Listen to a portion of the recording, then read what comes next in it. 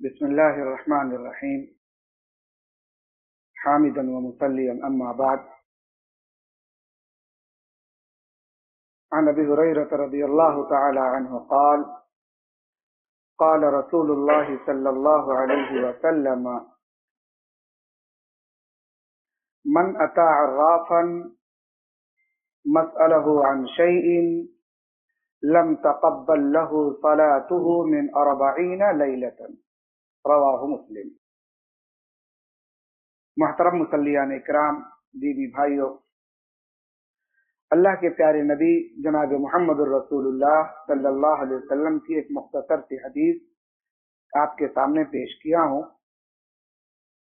اللہ کے پیارے حبیب نے اس حدیث کے اندر اپنی امت کو ایک بہت بڑا سبق دیا ہے، اور ایک چھوٹا سا عمل، چھوٹا سا کام اگر کوئی شخص کر لیتا ہے، پیارے نبی نے فرمایا کہ اللہ رب العالمین 40 دنوں تک اس کی نماز کو قبول نہیں کرتا. وہ عمل کون سا ہے؟ ہو سکتا ہے جانے انجانے میں ہم سے وہ غلطی ہو گئی ہو، یا ہم وہ کام کر چکے ہوں، یا مستقبل میں کرنے کا ارادہ رکھتے ہوں. اللہ رب العالمین کی طرف سے آزمائش کے بے شمار راستے ہیں. اللہ کس کو کس طرح آزماتا ہے یہ اللہ ہی بہتر جانتا ہے. اللہ کے پیارے حبیب فرماتے ہیں کہ اگر کوئی شخص کسی عراف کے پاس جائے، عراف کہتے ہیں ایسا شخص جو آپ کے ہاتھ کو دیکھ کر کے آپ کی قسمت کا فیصلہ کرے. آج بہت سارے ایسے لوگ پائے جاتے ہیں، آپ بابا کہہ لیجئے، عامل کہہ لیجئے، نجومی کہہ لیجئے، بہت ایسے لوگ پائے جاتے ہیں. اور مسلمانوں کا ایک بہت بڑا طبقہ ایسا ہے کہ اگر اللہ رب العالمین اس کو کسی آزمائش میں مبتلا کر دے، اس کے ایمان کا امتحان لے، تو لوگ فوراً گھبرا جاتے ہیں. گھر میں بچہ بیمار ہو گیا، گھر میں بیوی بیمار ہو گئی، گھر میں اور کوئی تکلیف آ گئی، کاروبار کچھ حد تک کمزور پڑ گیا. اب پہلا خیال جو لوگوں کے ذہن میں آتا ہے، لگتا ہے کہ کسی نے کچھ کر دیا ہے. فوراً لوگ اپنے ایمان کا سودا کرنے کے لیے تیار ہو جاتے ہیں. کسی نے کچھ کر دیا، اس کا ہلا بھلا کرنا چاہیے، اس کا کوئی راستہ نکالنا چاہیے، کوئی توڑ اس کا نکالنا چاہیے. اب ایسی صورت میں ایک مسلمان اگر کسی عامل کے پاس جاتا ہے، کسی ہاتھ دیکھنے والے کے پاس جاتا ہے، اس سے ملاقات کرتا ہے اور یہ کہتا ہے کہ ذرا آپ دیکھیں میرے ساتھ کیا ہو رہا ہے، میری زندگی میں کیا ہونے والا ہے.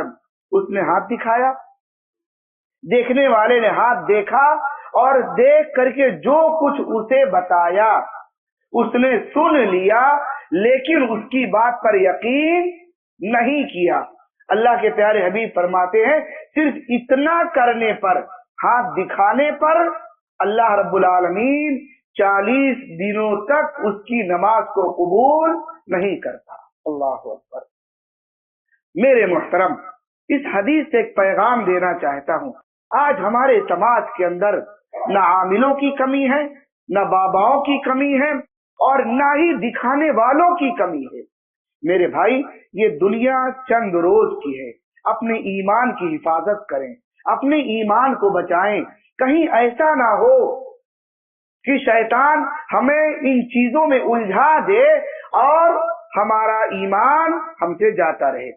اور اللہ کے نبی نے یہ ان کے لیے کہا جو لوگ نماز پڑھتے ہیں کہ اللہ تعالی 40 دنوں تک ان کی نماز قبول ہی نہیں کرتا.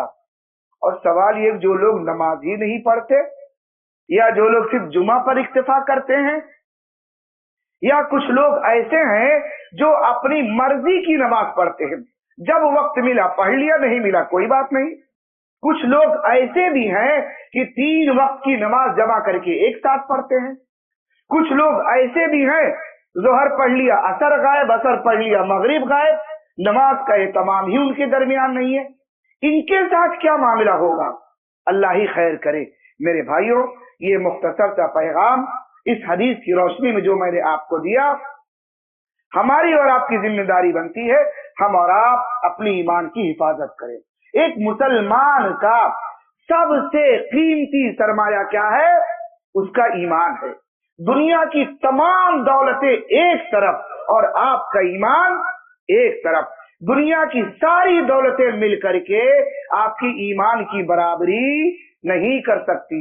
लिहाजा दुनिया के अंदर ऐसे लोगों से खुद भी बचें, अपनी आल औलाद को बचाएं, रिश्तेदारों को बचाएं, दोस्त अहबाब को बचाएं।